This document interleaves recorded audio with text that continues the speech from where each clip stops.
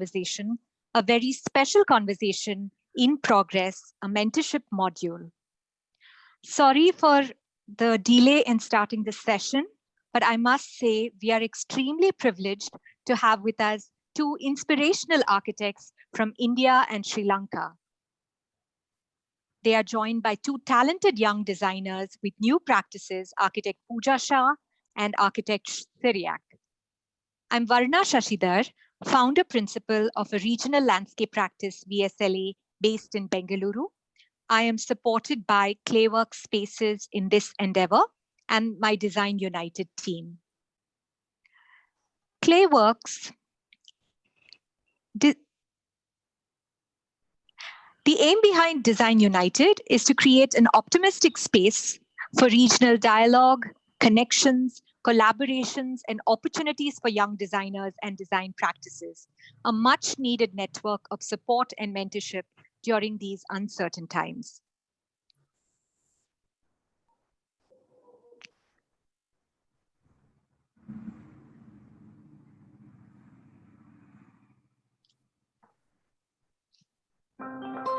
In a socially distanced world, Design United is an optimistic digital platform for collaborative design and connection. Design United was created in March 2020 during a period of intense lockdown and quarantine measures within the region. The aim behind Design United was to create an optimistic space for regional dialogue, connections, collaborations, and opportunities for young regional designers and design practices. A much needed network of support and peer mentorship during these uncertain times. Talented young designers and design studios working on design innovation with an approach that is relevant to our South Asian region have been invited to be a part of the platform. We also encourage design students from the region to share their work, be involved in the dialogue, and to be an active part of Design United. Design United, most of all, believes in creating a community of designers and design knowledge that is largely contextual, with focus on contributing to the environment and our community. Design United believes greatly in a spirit of collaboration and idea exchange.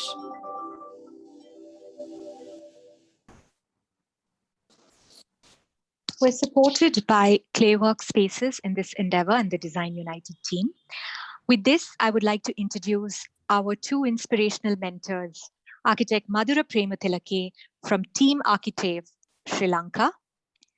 Architect Madhura is a Sri Lankan architect and urban designer. His practice, Team Architrave, Colombo, has a commitment to urbanity and an ethos of crafted modernity with a strong engagement in creating verdant tropical environments in restricted urban contexts.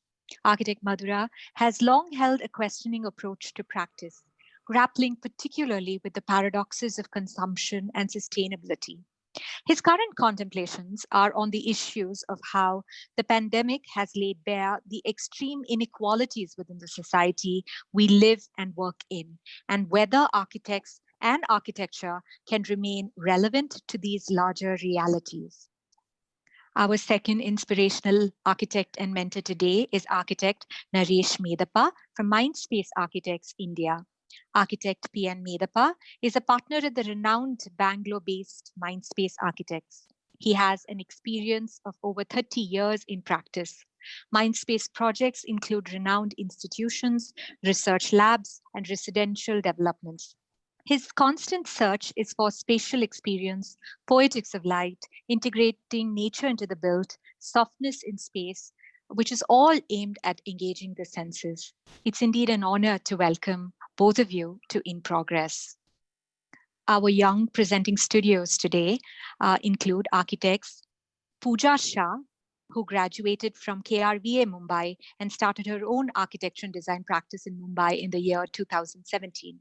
Her studio has been set up as a constant dialogue between design and construction, with a collaboration with a workshop space that allows the practice to be at the root of innovation.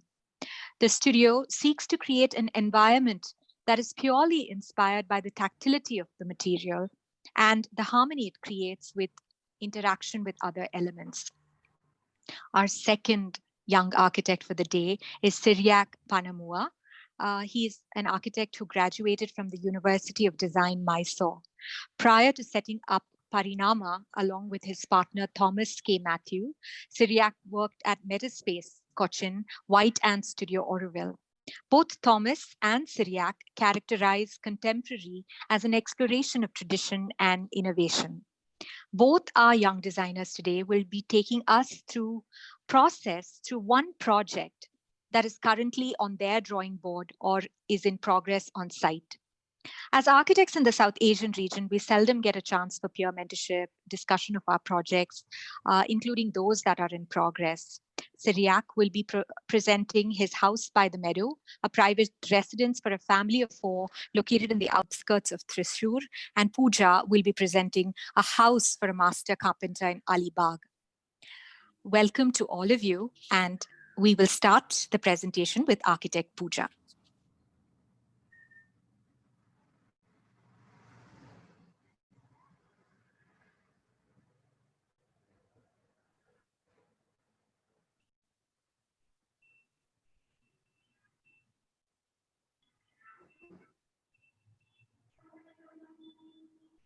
Hi everyone, I hope I'm audible. Thank you Team Design United for inviting us to present our work and show everyone how we engage with architecture. We begin our practice understanding the use of material contextually and arranging it, spatially tying it with different experiences. The way we do it is through the art of making. We are a predominantly design and build studio based in the heart of Mumbai with an offshoot workspace across the coast where the roots of our practice lie at the junction of making. Over here is our workshop, and the phase 2 extension is overlooking a wide landscape wherein a tiny transparent box is inserted that makes a peaceful place to work from and to be in.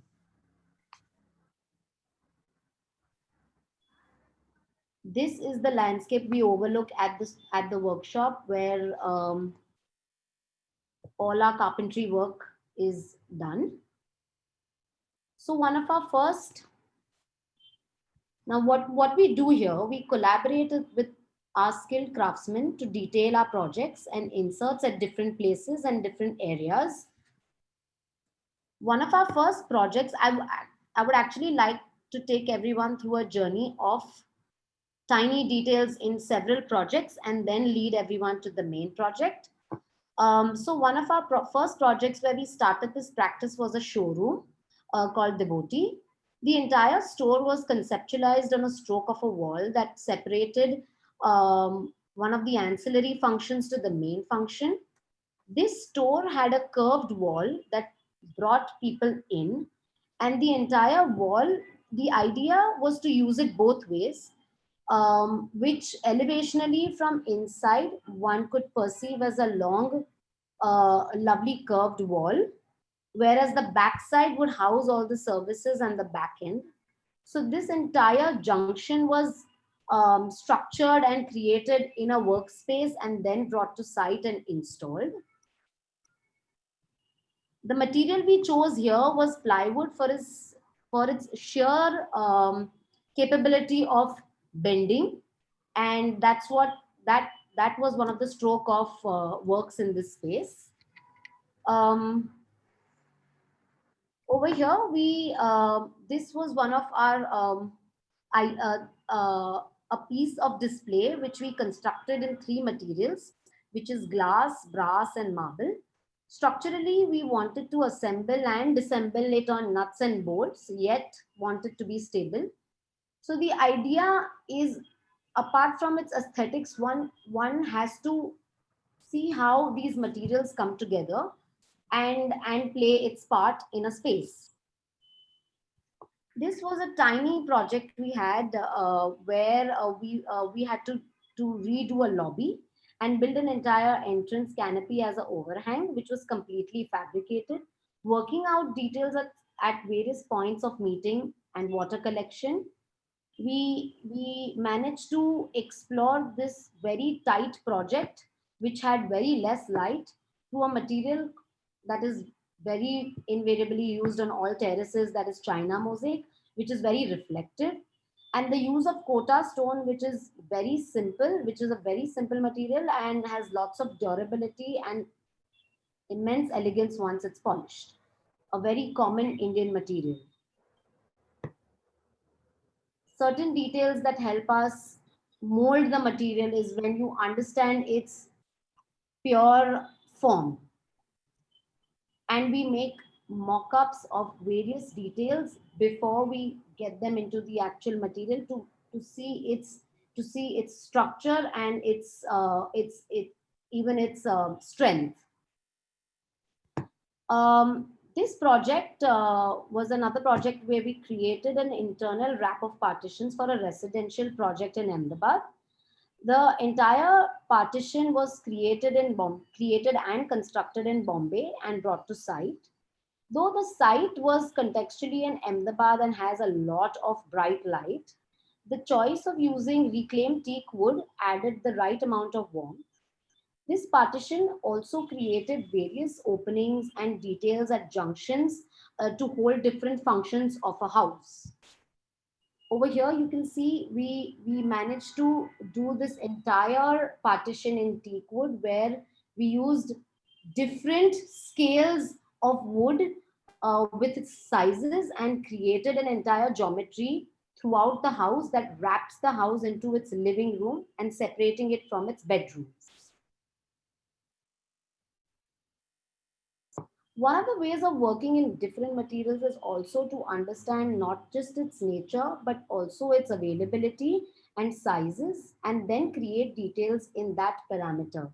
For instance, when we work with metal and brass, various other metals, there is a restriction in its size, in its use, which helps us then in turn create the partitions or details or doors, understanding those parameters.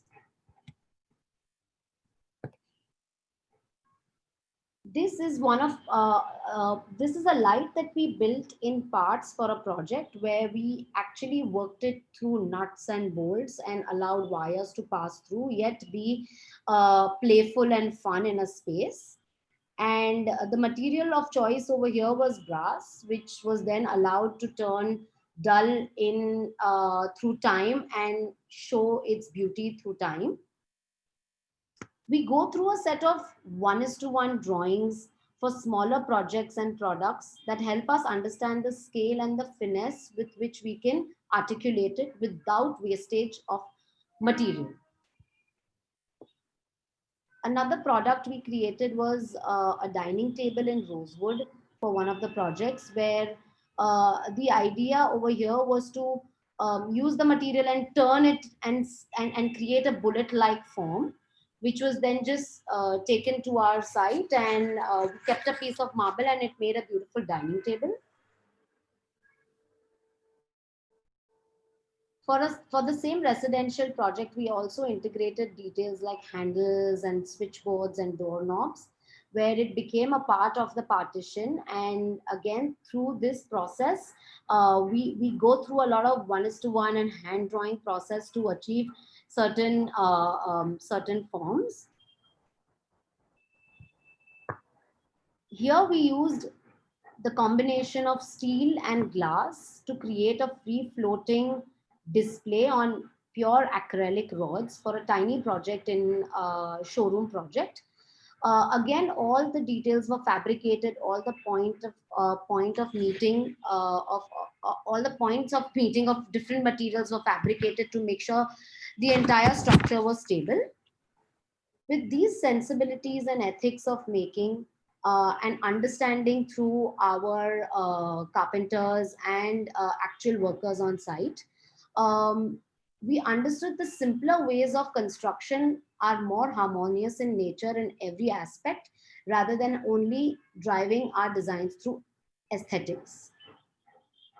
With that, we we are currently constructing a house. One of our ongoing projects is a house for our master craftsman in Alibag, who is a carpenter himself and has devoted over 25 years of his experience in the industry. The house is situated in a very contradictory location of Alibag, which actually lies in a very urban yet farm landscape, which is a constant space of transition. It also suffers a very wild landscape due to its very notorious rains that it faces 5 months of the year. The house is, so the context of our house had a very strict linear site in which we began to explore forms where we simply wanted to stack the functions of a home, arranging boxes in very simpler ways to derive a movement pattern that is tight and yet opens up to the outsides. We broke away from this form, a rectangular form in this particular site by pushing the kitchen area out a pure Vastu dictated norm. To the west, we had a grove of trees that looked inwards, and a vertical spine was innately, it came out of the project that tied up two scales of gardens. So the project was not about its internal layouts and its internal planning. It was actually about its outside, how it can come on the inside. Currently, due to the lockdown, we had to unfortunately stop work, and due to rains, again, 5 months of the year, we do not do not undergo hardcore construction in this place. So we were through with the plinth, where you can see over here, we have a clear vertical spine connecting two gardens and awaiting to build further. The house has a very simple layout. On pushing the kitchen outside, it created a lovely porch which enters into a double height space, leading one to the living room, opening up to the garden, and creating the spine connecting one to the dining and opening to the backyard garden, with two simple bedrooms on the top and one on the bottom. The beauty of the house was to stitch it tight in scale and in turn push one to gaze on the outside to the views outside to the sunlight. We chose a a scale which was not over 10 feet on every floor. We did not want to have an intimidating structure. We go through a process of models, and one of our iterations with which we moved forward was this, where you can see the house has a very strong facade with a lean-to roof because of its torrential rain, and opening up to the east side. The spine is highlighted with a open facade. This is our east elevation, which opens out. On the west elevation, where we have the grove of trees, we wanted the entire house to speak to the west side, and we are actually looking to create wooden fins, since we're building for a master craftsman who's a carpenter. We chose the material wood, but again over here, wood in a tropical region is tricky for its nature of expansion contraction, and we're undergoing a process where we create fins which cantilever outside and open up to the west side. This is where one can see where over here to the west side is a complete downpour, and we have a wild landscape which is not going to change. It's a government acclaimed landscape. So yes, and currently we are in the process of detailing our fins.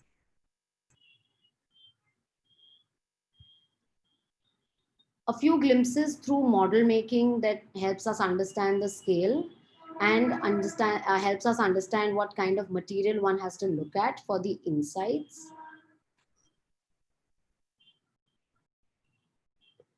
This has led us to look at certain natural stones for the house, where we are in a process of shortlisting, and we made a visit to Kota to understand the nature of Kota and see how we can integrate it and make it a part of the house. A very simple material yet again, but with its nature of thickness, and one can achieve pure from the quarry, and how we can lay it. That's it. I'm going to conclude my presentation. Thank you very much. Thank you so much, Pooja. We'd like to request our mentors to please share their feedback for Pooja. Should I stop share? You can keep sharing in case they would like to see something. Architect Madhura, I think you can start. Yes. Okay, thank you. Yeah. Thank you, Pooja, for that presentation. I'm particularly impressed by the collaboration with the craft, which is something that doesn't happen very frequently in practice nowadays. So it's really good to see that happening. And I also am impressed that you start with the details, and because I think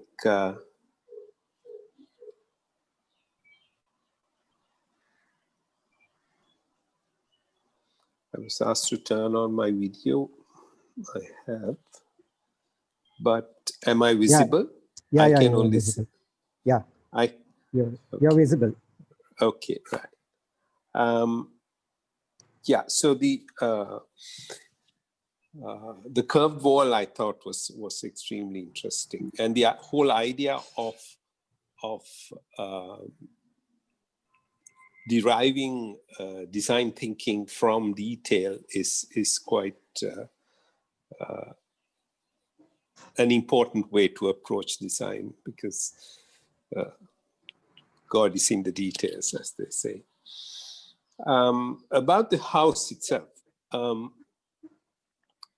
I missed seeing more details about, I understand it's work in process, but I'm sure during the design process you have investigated materials and the whole materiality of the house. I don't see that in the drawings or the pictures you have presented. I understand you are investigating materials, but I don't see an approach here in the drawings, and I would have probably liked to see more detailed drawings. Right. So predominantly, I mean, can I respond to that? Sure.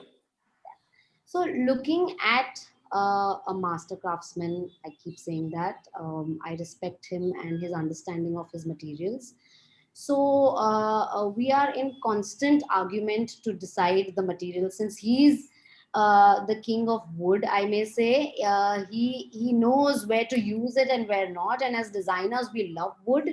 So we'd like to, play with wood, which is a very malleable material. You can do lots and lots of things with it. We are, and also one has to understand certain budgets that come with a wooden house. Well, looking at indigenous wood like Burma teak, which you're reclaiming from different places. Keeping both in mind, we are looking at wood for all our doors and windows. Internally, keeping it very simplistic, trying to use more of stone. And because even though the site is in a location for Mumbaikars to have a second home, but this is a first home. So we are looking at a strong material like Kota. And of course, we are in progress of deriving a lot of patterns and things we can do with it. Like you saw in one of our previous projects, we've done the cove skirtings for we had molded the skirtings in Kota. So these are the materials, and yes, this time in this project, it is not about its interior materiality, and it is also about it responding to an architectural facade. So yes, my drawings do miss out on speaking for the material, but I would like to show you one of the undergoing processes that we are in for the entire box we plan to do in solid wood, which faces the west side. It cantilevers outside and this way, and we are using wood on the outside, but the debate is also how to insulate it and not just clad it on brick walls.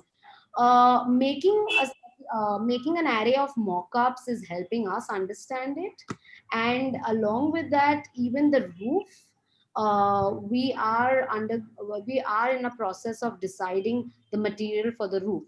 So in a way, when one thinks of it, uh, it is a fragmented project as of now, but it does tie up through its space making, which I feel through projects it's only felt when you're actually there and not um, just through drawings. I mean, at this point in my career, that's what I feel. So yes, I mean, I'll leave it to that. Okay. Naresh?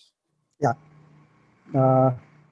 Like architect Madhura was saying, it's wonderful to see your exploration of materials. And I was impressed by the workshop, the way it is built also, the lightness of the structure, it really looks nice. And in every project, you have explored different kinds of detailing and material, which is wonderful to see when most of the young architects are towards form making exercises. This is really wonderful to see such kind of craftsmanship and architecture. One question I would like to ask as a general question is, when you start thinking of creating a space, do you first think of a material, or the material comes later? Okay, so when we design a space, no, material doesn't come at the very first. The first is the environment making and how in a dark space we want to achieve light, or in a light space we want to retain light. So that itself gives an answer to the material, which is inevitable, which is actually very hard for clients to immediately digest. But it is one of the first instinctive things that come out if as an architect.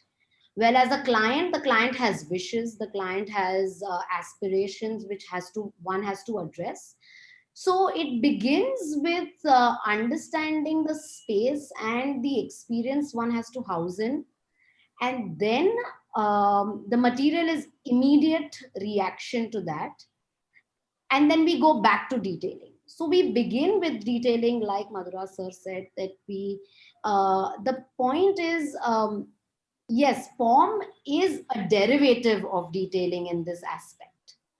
And just as I mean, for instance, if I'll take this little workshop, the studio that we built, when I stood here, I said to myself and to everyone that why don't we put it up here, because you can overlook the entire landscape. It's going to bring in enough light, natural light throughout the day. I don't need lights. And at the same time, I thought that the guys are going to be working at the back, so why should I block all the light for them? So in turn, that answered the question of making it a light box. I mean, it helps one engaging with the inside, outside, the working, the designing, etc. So that kind of constant debate between the material and the experience ends up becoming the form. The form for us is not one of the first things that we attack. So yes. Okay. So you were saying that the planning aspect was not important in the residence, but I would if what you have done is in the larger plot, you have built at one of the corners and then gone higher. Instead of, you had a choice of spreading across the entire site, but you have left a larger green and then built at one corner. And so if I were, to do this, I would have been tempted to do one thing is, since we have created a garden there, from the living room, I would have been tempted to add one veranda behind, which would have been a space in between your house and the garden, which I could have just enjoyed. I don't know whether you had this idea. Yes, we did. In fact, we did try asking a lot of questions to ourselves that why aren't we allowing anybody to step out from the living room into the garden? That is one of the most obvious things. The reason over here, what we did is, instead of letting somebody step out directly from the living into the garden, the idea was to keep the entire building to the corner and allow a bigger garden. B, it created a lovely 9 feet corridor between the trees and the house. And while engaging with the client over here, he keeps telling us, we really like to lay our charpais outside and sleep out. That's what we do. I mean, the weather is beautiful, we like to be outside and just sleep outside. So the idea here was, instead to, in this 9 feet corridor, to spill out as an immediate function to the living room, and then allow one to go down into the garden. And the garden is not an extension of the living room as a direct function, but it is an indirect function. And in fact, through the porch, one can immediately step out into the garden. I mean, the idea is, how much open can you have a house? I mean, at what point can you open it everywhere? We thought of controlling it in some places. So it was a move which was dictated, yeah, I mean, one can definitely open up to the lawn. A veranda would have also been a great idea. Okay, thanks, Pooja. Congratulations. Thank you so much. We would like to thank you, Pooja, and thank you, mentors. We would like to invite Syriac to share his work and then reconvene for a common discussion. Thank you, Varna.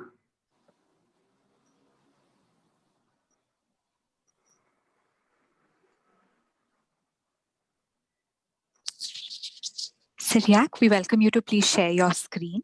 Thank you.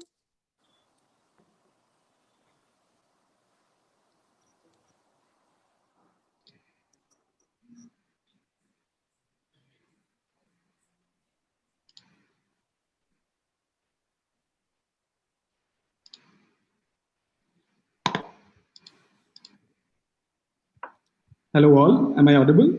Yeah. Yes. Good evening. It's an honor to be a part of this mentorship series and present our studio's work amid such renowned and inspirational architects. I thank the organizers and the DU team for giving us this wonderful opportunity. The journey of the studio so far has been joyous, continuously adapting and adjusting to the situations and conditions that one is confronted to. Equivalent to the name that the studio holds, Parinama, which means evolution in Sanskrit, we are constantly trying to evolve and be engaged in the idea of making architecture. I would like to present a project that the studio is currently working on. With the present scenario and the pandemic having left all of us displaced, the project unfortunately is at its inception. It is a private residence for a family of 4 located in Thrissur, Kerala. The Valiyat house. A few kilometers, precisely about 1 kilometer from the site, the client took me to her ancestral house and described her memories of growing up in this house and her dire need to capture, or in her own words, replicate this entire space in the design that I am to offer her. Well, this is a typical traditional building, which predominantly quite distinctive with its features compared to the varied states across the country. The style has evolved with Kerala's peculiar climate and a long history of influences of his maritime trading partners. It mainly follows with the principle, it is built mainly following with the principles of Tachushastra, that is the science of carpentry, and Vastu. We suggest a few fragments of ideas sort of sketched out of curiosity to create a flux of thoughts. The Nadumuttam, these are quite of the predominant features that one finds in such houses. That is, the Nadumuttam is a central courtyard where it's a focal point of interaction, as well as various household activities happen around it. The Padipura, which is the frontal entrance, which was only meant for human traffic, which is in modern day times could be related to a car park or a main gate that has been done now. And the Pumugam, which is the first space of the house, an open veranda that protrudes out forward and is accessed by climbing the steps at the front of the house. This is where people are considered as an outer living, where people are generally addressed to or kept outside. And the style is generally developed. The houses are single block, double block, 4 block, as called Nalagetta etiquette, which means probably as the social hierarchy went by, the houses were categorized into different forms. And this particular house was a courtyard house, and which the client was very particular on having a courtyard. So we said, okay, why not? And once we set to design, the key idea was to retain the quality of what one experiences in a traditional space, and not just replicate the same exactly. The house by the meadow. The site, as I said, is located in the outskirts of Thrissur. It's predominantly beautifully, has got distinctive views to the landscape that surrounds it, the beautiful paddy fields that is surrounding it. That it makes sure that it lets one capture the sense of time, sense of movement, sense of belonging, and all of this entangled if rightfully designed.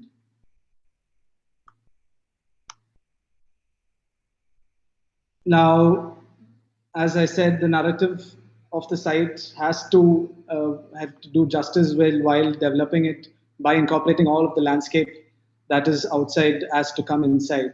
What is interesting would be to the play of exteriority versus interiority. The presence of outside was much stronger, so that we had to get in to while some justice while planning. The transition of by public space to the private are defined with walls from the materials that represent it. The design was generally developed over a grid into the quadrants, following the basic principles of Vastu, which it's quite predominant here. Spaces were articulated, maximizing on the views of the site offered. The gesture of the plan. The house was designed promoting the meeting, the social life, and the contemplation of the landscape throughout the central courtyard and the spill out, where the living and the dining and the kitchen be arranged, enhancing the distant views. In addition, we plan to keep a skylight above to create the illusion of a larger space. Now, the stone walls here becomes a predominant feature, preventing the public and the private spaces, giving them their sort of privacy. It is an open plan. The layout generally is very simple, sort of easy to do, so everybody understands the nature of the dwelling. In terms of materiality, we wanted to highlight a few walls that sort of clearly defines the spaces. Laterite and black granite, which is generally available around the area, is being considered to be used.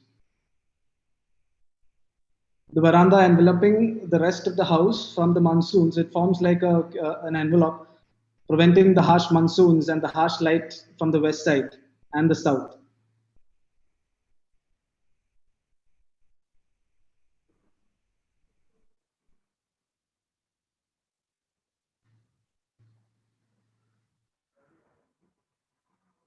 On the upper floor, the bedrooms are tucked into the further quadrants, restricting to its own privacy. The first floor comprises of 2 bedrooms, connected by a pathway with a focus to elements enhancing the spatial quality.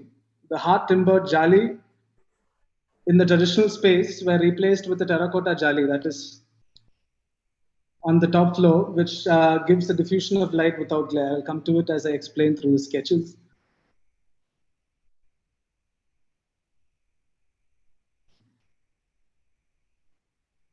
Now one you see is just the isometric view of the site and the built mass.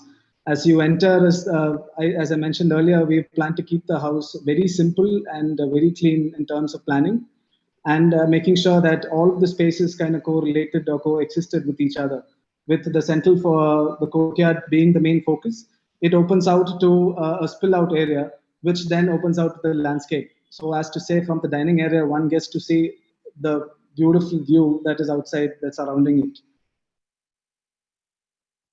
And on top is the jali screen that I was talking, which prevents the harsh winds and the harsh light, making sure the bedrooms are well tucked in inside.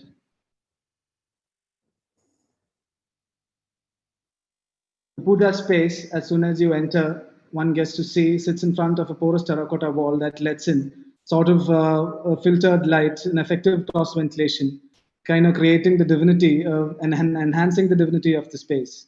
This was the other view that I was talking about, right from the central dining area. One gets to see the view that is quite predominant in the site. The dining room hosts a skylight above, allowing light to take its course throughout the day, highlighting the area from the rest, upholding the client's desire. So the client is a popular actor in the region. So this sort of was an idea to let her have an understanding of how it is important for her to be at the limelight. So this actually takes course as the day passes by. There is a dramatic experience of how the light could take shape and enhance the quality of the space. And she was also particular in having a separate discussion space where she could have people from the industry to come and talk to her regarding the stories and her discussions. So what we intend to do is whatever material that we finalize on, we wanted to highlight that as sort of background, kind of giving the sense of privacy for the dwellers, yet retaining the curiosity of someone visiting.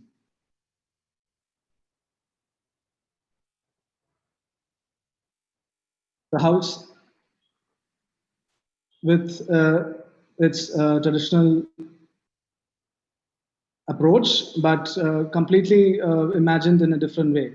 Now, by weaving the design through the site constraints and riches, the design tries to blend in with the regional style, with all the modern amenities, keeping it as clean and simple. The design being utilitarian so that the spaces could correlate, and the idea of dimensions we tried or have attempted to retain in the quality of a traditional dwelling.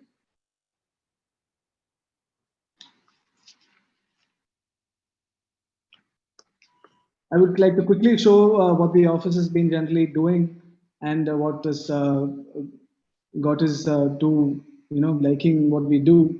This is a small house that we have done. It's called the Mighty Small House.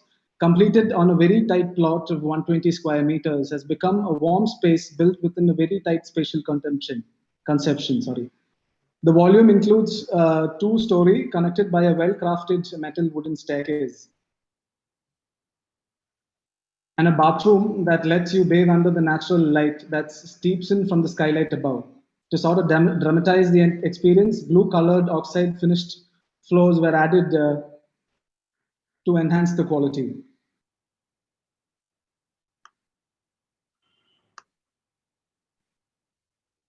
Couple residence, a renovation project that came to us at a very later stage, although we still repent or regret having not got the project earlier, as it was a perfect combination of a client who appreciates good design and his pockets full.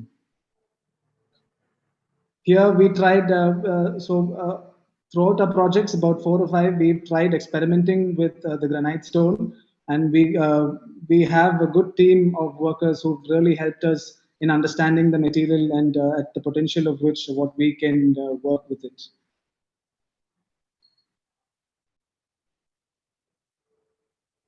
This is the first project that came into the studio and remains very close to our heart.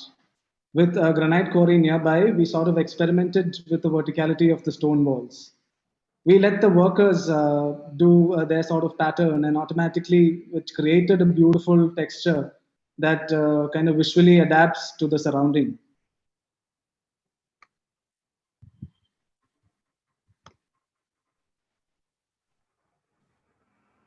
An overall view of what has happened during the site. And again, I'm adding to it, all of this wouldn't have happened without giving due credit to the people who have helped us, who have actually toiled their hard work and continue to help us realize in the dream of making our own space in this small world. Thank you. Thank you so much, Syriac, for sharing your work with us. I would invite our mentors to please share their feedback. Thank you. Yeah, Architect Madhura, please go ahead. I think you should go first, Naresh. Okay. Syriac, it was a very nice interpretation of the traditional architecture which the client had. Was inspiring to to reinterpret. So it's a good attempt.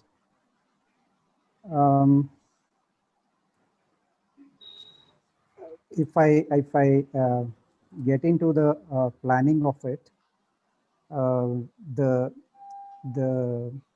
layer which you have built in the front, the verandas as the buffer zones which would protect from the climate is a good idea. And the flow of spaces from one to another with this courtyard in the middle, which brings in light. Now, your sketches are quite nice.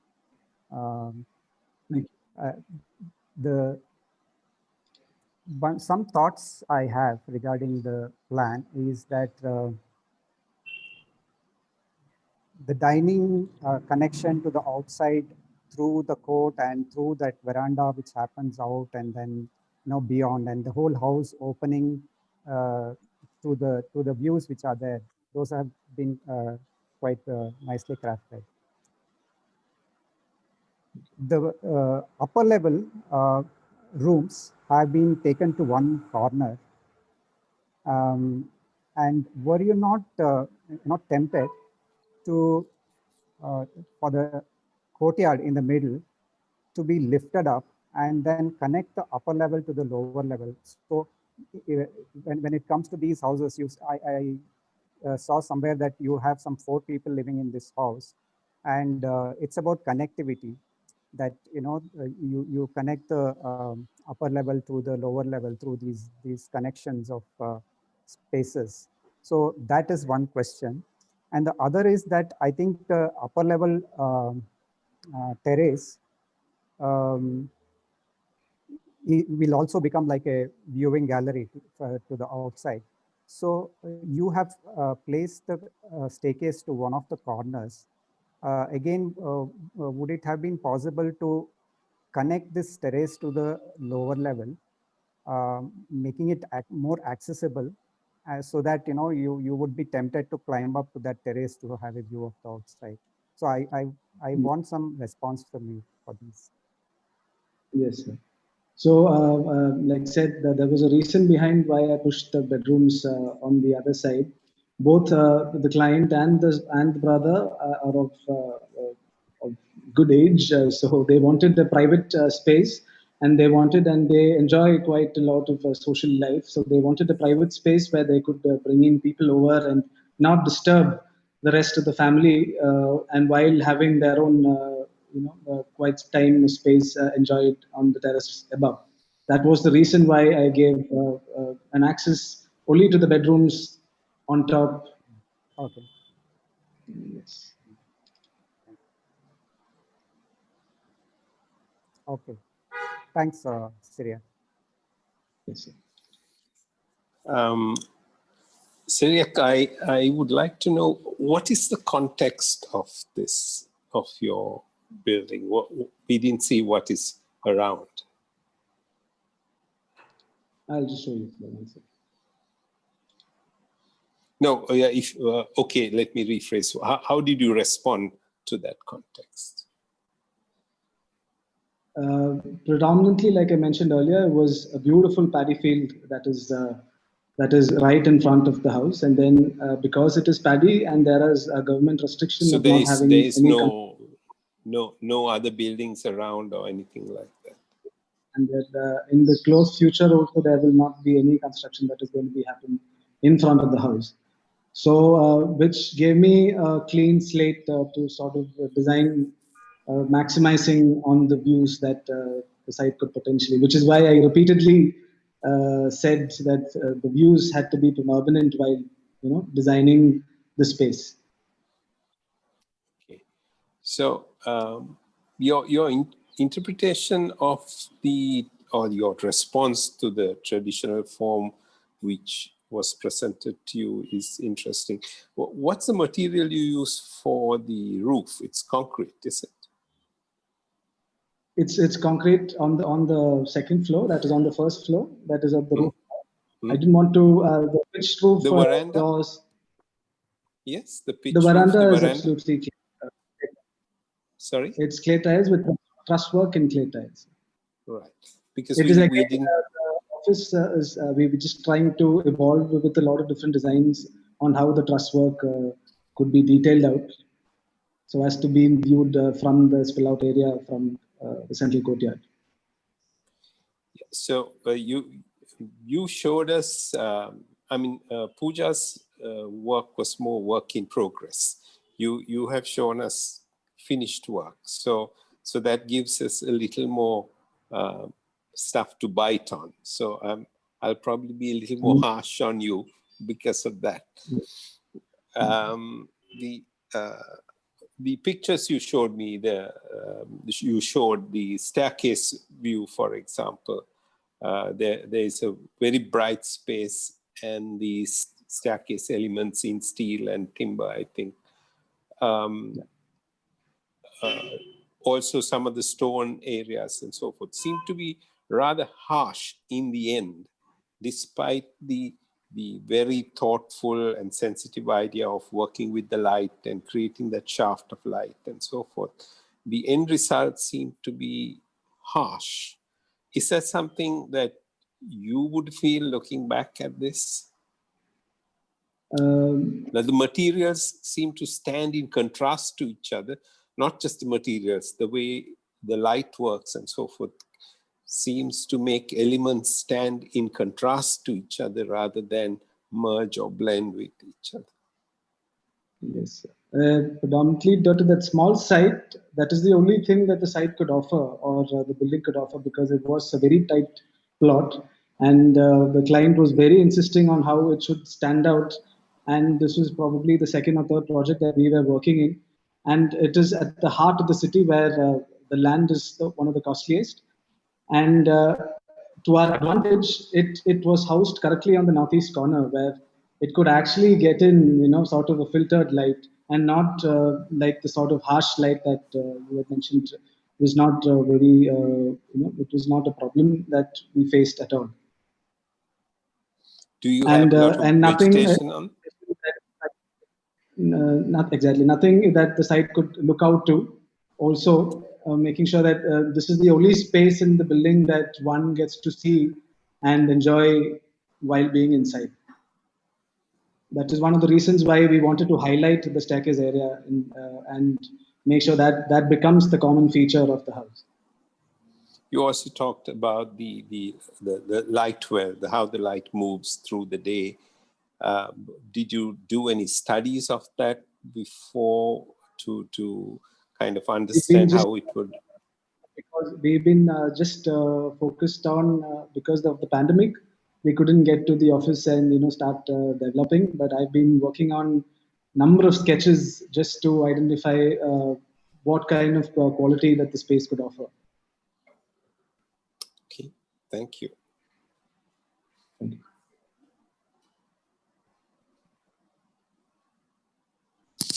Thank you, Architects Madhura and Architects Medappa. I would now like to invite both Pooja and Syriac to please have a conversation with our mentors, and we open the session to conversation with our mentors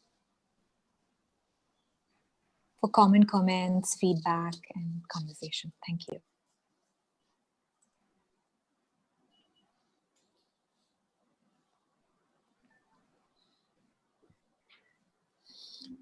In which direction does this conversation flow?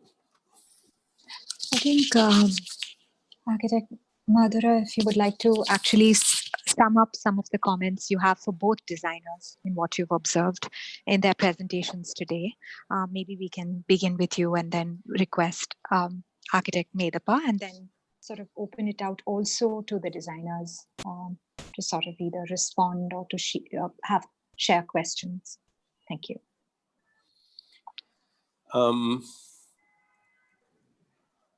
I have I'm a great fan of contemporary Indian architecture. I mean, my guru was Doshi, and I have lots of people I admire who practice in India. One of the things I notice about construction in India is that materials you tend to use a lot of natural materials, which is very lovely, but also in the end, the totality appears a bit heavy. That I was wondering, particularly in Pooja's work, where she's using more timber, whether there could be a search for a certain lightness of expression, which I don't kind of see very frequently in contemporary Indian architecture. There's a certain solidness about the work, which obviously is a response to harsh climates and so forth. But given possibilities in certain areas, particularly like when you're working with someone who is very adept at working with timber, whether a search for lightness was ever part of the agenda. I'm taking that question to myself, and in terms of lightness, you mean more sort of heavier looking structures versus using steel and lightening it up? Is that how you are indicating it? No. Let me try to put this correctly. Particularly because you're working with timber, and you mentioned the kind of timber elements you were going to use on that facade. Right. But the entire timber element itself is almost, when I look at the section of that timber element, it feels like it is mimicking a stone window box. Right. It doesn't seem to have the inherent possibilities of lightness that timber could give you. For example, could it be more than just a window? Could it be a screen? Could it be layers? Could it be moved? Could it be flexible? All of that.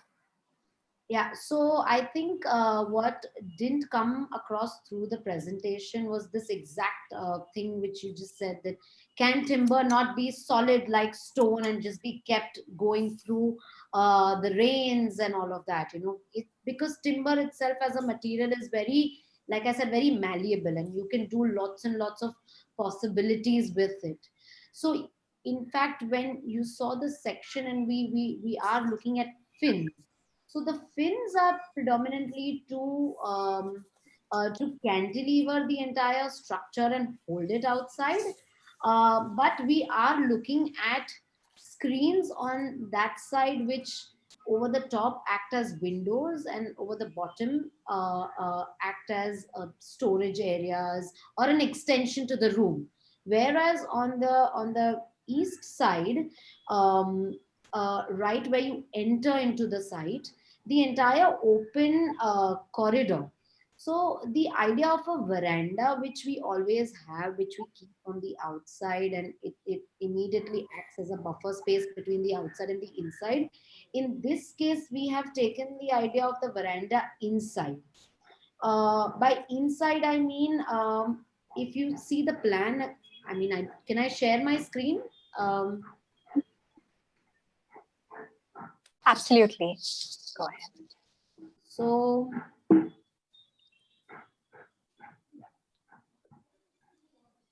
looking over here, yeah, we enter our site here, and this entire part is not supposed to be only open, but have screens of some sort that will also create shade and close the structure in that manner. And the model, because it's built in teak, it when we saw it, and when we did the first exercise of building it, we thought it was a bit I mean, what if the whole house had these layers just like the grain of the wood. But in terms of actually looking at our context, we particularly chose to have more cantilevers and use wood as a very I mean, the approach is to try and use wood in its minimal way. So yeah, that's another thing we also tried to do on the other side of the facade, which is over here. So when you say that it almost looks like it is a stone structure, well, the idea is to have the entire cantilever in wood itself. So yes.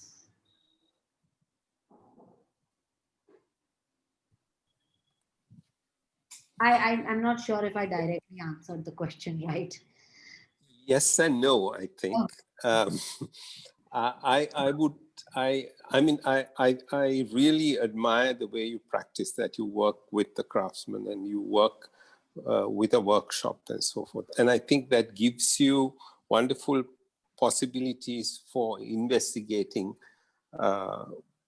material and material in relation to light and shade. And I would say that that's something you should really pursue to the end of its possibilities, that you should pursue that really strongly and go beyond what you have seen before. Yes, that's the aim, to sort of, that's why we began our practice in a way where I mean, simple things like, in Bombay, when you screw wood, and for external facades, and if you don't use copper heads or stainless steel heads, I mean, over there the wood it just starts to kind of snap. So these little things, which are very simple answers, which you want you really want to explore, but one always gets caught up in the idea of maybe it's aesthetics, or maybe it's use the material used for fashion, or whatever or maybe trend. But the idea is, when you look at that material and you look at it in a construction way, it has endless possibilities, like you said, and we are hoping to explore those. Good luck. Yeah, I think we have seen two different approaches. Pooja with her focus on materials, and Syriac with his experiential spaces, which he was exploiting. So when usually when we practice, we especially our practice, we have been doing projects where we do not actually know the end user. For example, institutional or large scale housing. But in this case, it is actually, you have the, you are actually recreating the memories of um, uh, the client, and also their aspirations, which you are directly interacting with them. So um, um, my question is, how much of this kind of interaction happens with the client, and how do you balance between your architecture which you want to enforce to the the aspiration of the client? How do you do this? That is a good, very good question, sir. I mean, I'm sure you've equally faced this situation, but for this instance, the client, when having taken me to her ancestral property, she was very particular in what she wanted, and she's also a close friend. So we keep talking about what has to happen and what has to take shape and what shouldn't happen. But it's quite tough, kind of predominating on what I want and what the studio generally likes. But it is definitely a tough journey. I mean, perhaps you should probably give me some lessons on how to make sure that we drive the client through in a very sort of On the other hand, I would contradict that statement. I mean, I find it very easy with the client. The easy answer is to always show it to them. I mean, they're not architects. They do not think like us. They do not think forward. They think, and they can. Oh, their sort of insights and expectations are very limited in terms of, trying to get a visual sense. Sometimes when we talk about weird ideas of, why not use copper, and they'd be like, no, copper is going to taint, and this and that, and the only way to sort of convince them is by not to convince them and show them a little mock-up or a little we'll end up creating an entire mock-up and say, this is what it's going to look like, and this is what's going to feel like, and you're investing. The whole idea of building today and has always been an investment. When somebody doesn't look at it in that sense, then there is a disjunct. But when you're investing something, you're using somebody else's funds. As an architect, I always feel it's just a great fun to kind of express to them how you are investing their money in whatever you are creating. So initially it becomes what we feel is right, or what we feel we want to express, or what our aesthetics we want.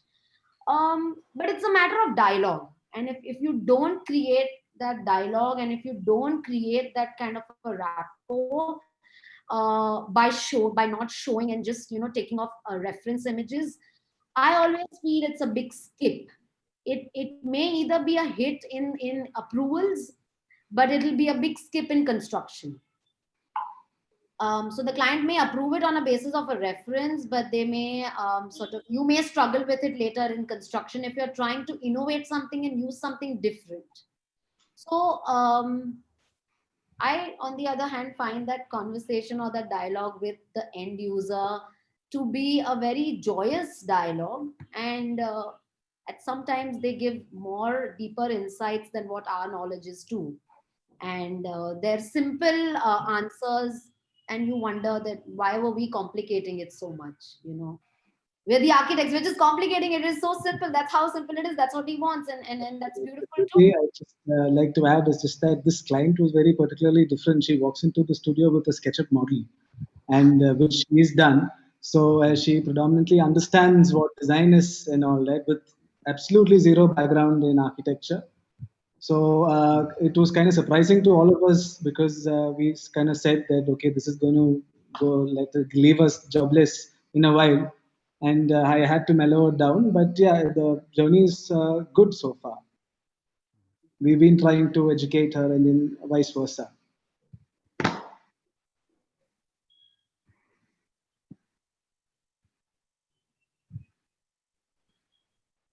My experience with clients who draw or who sketch, or I really haven't had one who came with their own SketchUp model, is that I really encourage that, because I see it as a statement of their intentions, and it's not that you take what they say or draw per se, but you use it as a tool to understand their intentions.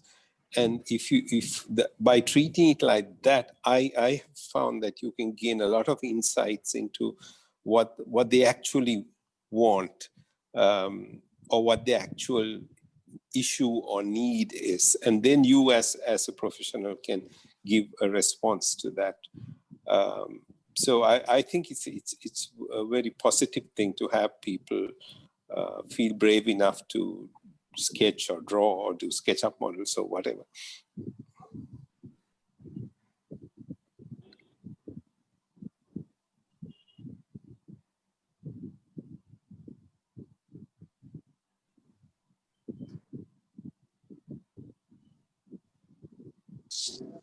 Do we have any questions from the two speakers, Pooja and Syriac, for our mentors before we close the session? Yeah, I mean, building, I mean, at the start of our career, it's the little things that, exploring them in the most simplest ways is a great joy. But I've always wondered, and as an architect, I've always had the passion to look forward to do something for the public realm and build something which is, not just about needs and wants, and is about architecture as a larger statement. So, I mean, architect Naresh has made a lot of institutions and built a lot of institutions where the scales change. Over there, God is in the details, but God is in other kind of details. It'll be great to know from both of you as to what kind of challenges maybe in terms of I wouldn't say finishes or anything, but in terms of, yes, as an architect, we end up creating spaces which we experience. But what kind of a detail factor do you guys add in and works for you at your scale? I would say at your scale right now, not ours. Yeah, like I was telling earlier, when we work on these institutional projects of larger scale, we what we can get to know is only once the project is over, and then you get a feedback of it. But we would be actually dealing with the committee or the owner of the institute, who would actually guide you on to what he wants. He presents I mean, he tells you what he wants, and then we try to create it. So when it comes to detailing, I mean, to be honest, we are not really that great when it comes to detailing. The way you have been exploring, we have not really explored to that extent. But detailing is something where it's like something which our strength has been mainly in the spatial exploration, where we actually connect people to nature, connect people with each other in terms of creating spaces where they can interact, and then that kind of environment we try to create. So the detailing is something which we do is something which can tie up the whole the design intent which we start with, which ties up the whole spaces which we create. Otherwise, we are not getting, we have not got into the intricate details which you have been doing. Yes. They might not have to be intricate, but for you, I'm sure detailing would be in terms of the beam is hanging or the structural engineer has given a big beam here and we don't want that. Yes. That's the kind of detailing I'm right. sure. Yes. Yes, you rightly pointed out that terminating or how, oh my God, we cannot have that yes. And pipe coming down. So that's the level of detailing. I think so something one has to explore. Yeah.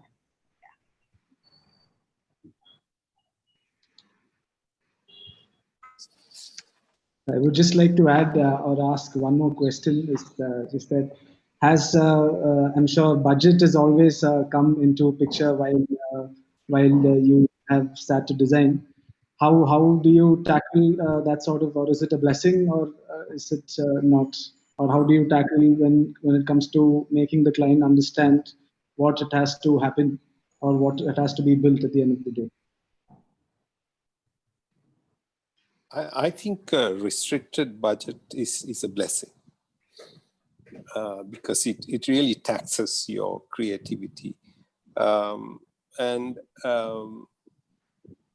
Like for me, if I were given an empty site and a blank check, I wouldn't know what to do, because it's the restrictions that bring out the creativity. So the absence of excessive budgets, the necessity to be inventive, to look beyond the obvious solution is really the juice of creativity, and you should welcome those opportunities to look. If the client says no, I can't afford this, to look for other solutions within the means that you have. Thank you.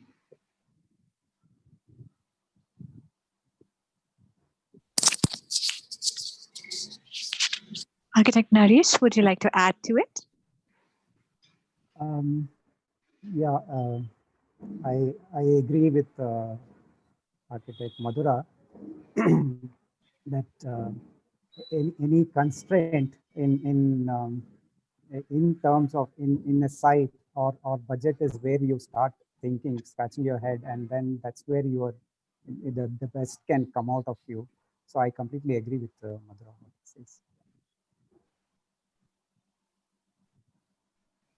Okay, thank you so much. As much as we would not like for this very interesting session and conversation to end, we must. I would like to really express my sincere gratitude to our renowned mentors for sharing their time and valuable feedback with our designers, Pooja, Syriac, and all the designers who've tuned in today and who've been a part of this very, very interesting session. Thank you so much for joining us. I would also like to thank both Syriac and Pooja for sharing their wonderful projects through their process with us. And I must commend them for their maturity in design exploration and expression, and also their intention to obtain feedback. So please attend Design Conversation tomorrow for an extended version of their presentation at 4:30 p.m. and to know more about their practice and to engage in a conversation with them. Thank you and have a great evening. Kavindu from our Design United team will share the upcoming series of events. Thanks. Thank you. Thank you to our mentees, Architect Pooja, Architect Syriac, for your wonderful presentations today. And thanks to Architects Medappa and Madhura for the thorough feedback on the project. We'd like to extend our gratitude to Clayworks for supporting this webinar and all of our future webinars. So far, Design United has successfully completed 5 installments of our mentorship series, and we have many more exciting speakers lined up with designers across the spectrum joining us to share their thoughts. Join us tomorrow for our in-progress session at 4:30 p.m. with Architect Syriac Panamkura and Architect Pooja Shah, who will be moderated by Priya and Abhishek. Join us and stay inspired, and so follow us on our social media for our upcoming conversations. Until next time, thank you, stay safe and take care.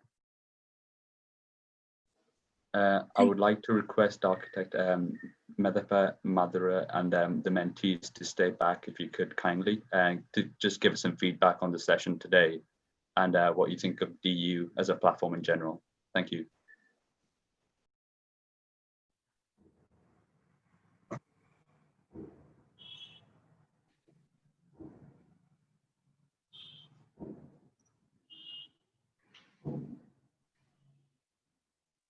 Architect Naresh, whenever you're ready, just some feedback. Thank you. Right. Okay. So I think Madhura must have, architect Madhura must have left because he wanted to leave. I think he's not there. So it is. It was a very nice session, and to see young architects present and understand their work, and then to it's actually more of a learning process. To when younger architects present, they will have something fresh, which we would not have thought of, and that is wonderful to see. And today, both their works, they were quite good. And one thing which I mentioned during the conversation also, that nowadays young architects get carried away with all this form making and the images they see outside, and the amount of access they get to architecture all over the world. They totally get carried away with that, and that's what you see in the architecture they produce. But whereas these people have focused on something with using local materials they have been working on, and they have stuck to the basics, which is wonderful to see. And it was a very nice session. Thank you a lot, Architect Medappa. Architect Syriac and Pooja, would you like to give us your feedback?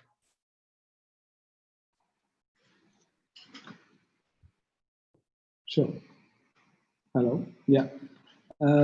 Precisely what I would like, as I said earlier when I started the presentation, for a practice such, for a young practice of ours, and having given this opportunity to present it to such esteemed one most or greater inspirational architects of our times, I'm very honored to be a part of this, and the DU team, absolutely, the session has been great, and the criticism or the reviews that I've gotten has definitely helped me take a feedback and to the studio and the work that we practice. I thank you. I thank you again.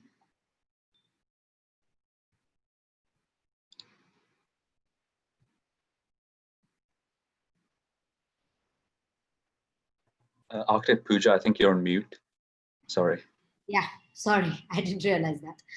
Okay, so no, it was definitely a very great experience. After a very long time, I felt like I had to put up a presentation for something that is not a client and not the obvious explanations, but to interrogate in my own practice. Over the last course of week, I think I looked up into all the different things we've been doing, and we realized that there is piles and piles of interrogations already.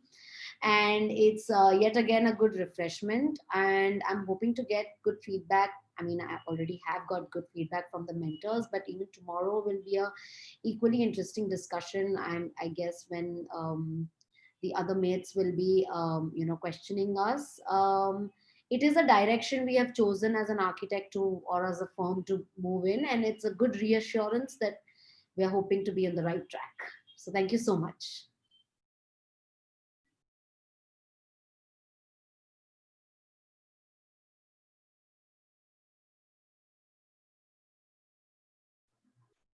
Thanks again for the mentors and the mentees for your wonderful session today. Sasha, would you like to conclude? Thank you, Architect Pooja and Architect Syriac. It was lovely having you, and we hope that you took value back from the session. I'm sure that the viewers did. And also thank you to Priya and Abhishek. We'll be seeing you tomorrow for the main event. So we'll be interacting with you tomorrow. I'd like to say, please stay connected with us because DU is at its essence about community. So we look forward to more interactions with you. Thank you.